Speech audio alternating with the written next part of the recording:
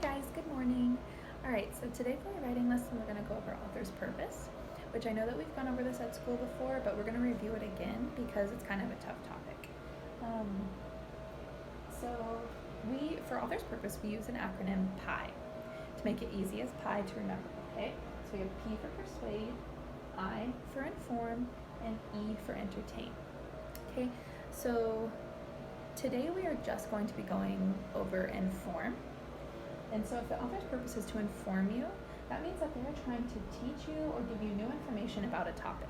It'll usually just be about one topic because you can learn so much just about one thing. So usually the book will just be about one topic. But I'm going to give you some examples of some informational texts. So if you have it in front of you, you can already know just by looking at it and knowing what it is that what the author's purpose is going to be. Okay, so the first one we have is biographies, which we recently went over them at school. We read one on Amelia Earhart, Jane Goodall, Martin Luther King Jr., and Barack Obama. Okay, so those are trying to teach you about this person's life, whether they're a president, a researcher, a pilot. Okay, they're trying to give you information about their life. All right, we also have history and science books, and that goes with nonfiction books down here. If you're on Epic Books and you see something about sled dogs or tarantulas or any animal, insect, person, those are usually going to be nonfiction books because they will have real photographs, facts, text features that will let you know that they are informational texts and they're going to teach you something about a topic. We also have documents, so like the Declaration of Independence would be an informational text. We also have recipes, so if you open up a cookbook and you're trying to learn how to cook brownies at your home, then that would be an informational text because they are teaching you something. And last but not least, we have news articles. So if you're reading the newspaper and you open up a news article and it's about the president or school closing or coronavirus, that is going to be an informational text because it's trying to inform you of something new. All right, so today I'm going to read y'all an informational text about plants that do not want to be touched or eaten. All right, our title is Don't Touch Me, and our author is Elizabeth Preston.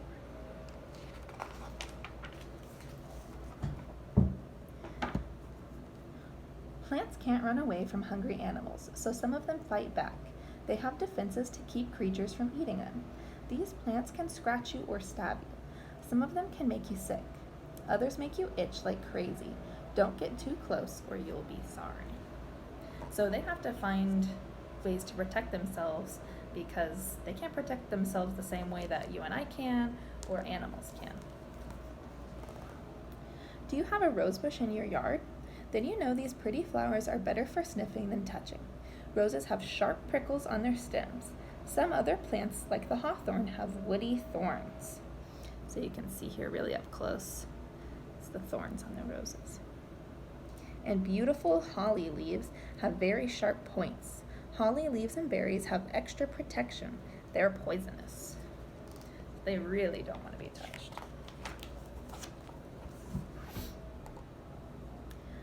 Cactus plants keep animals away with spines. Some cacti have arms, but hugging them is a bad idea. A stinging nettle doesn't look as dangerous as the spiny cactus, but it's covered with sharp hairs called trichomes. These hairs are like tiny needles. If you touch them, they poke your skin with chemicals that sting and itch. You might get a nasty rash. So they look really tiny, but they can really hurt. Poison ivy leaves have oil that make you itch. If your soccer ball rolls into a patch of poison ivy during a game, you might be scratching later. Poison oak and poison sumac are related points that make that make the same oils. You can watch out for poison ivy. You can watch out for poison ivy by remembering the rhyme, leaves of three, let it be. So back at our first page, since it has 3 leaves, then that means that it's poisonous. Or just if it has 3 leaves, let it be. Don't touch it. It might be poison ivy.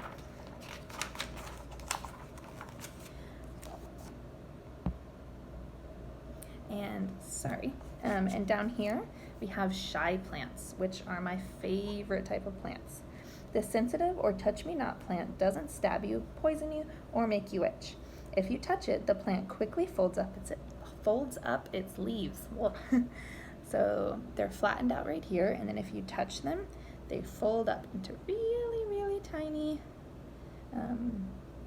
spines. Plants with ants. Acacia trees have big, scary thorns, but for extra protection, they use ants. The ants have a special friendship with the tree. They live inside hollow thorns and eat food the tree makes for them. If a bug or a bigger animal comes too close, the ants attack and sting it. You can see them right here. So, we can tell that this book that we just finished reading, that the author's purpose was to inform us because we saw photographs of plants. We didn't see drawings or cartoons, which usually means that it's going to be a nonfiction book if there's real photographs in here. So we saw real photographs. It taught us about a topic, taught us about plants that do not want to be touched, and we just learned lots of facts about plants that don't want to be touched. You could go and tell someone the facts that you learned from this book, the new information that you learned. So, for your assignment today, I want you to find an informational text. I am not going to assign one to you because I want to see if you can find an informational text. So make sure you look for books that will have real photographs that are about a specific topic. So maybe it's tarantulas, sled dogs, plants, anything. You can find it on YouTube, Epic Books, one that you have at home, anything that you can find, okay? Just make sure that it is an informational text. And I have sentence stems that I posted for you, and I want you to tell me the title, what topic the author is trying to inform you about, and 3 facts that you learned, okay? All right, can't wait to see your work.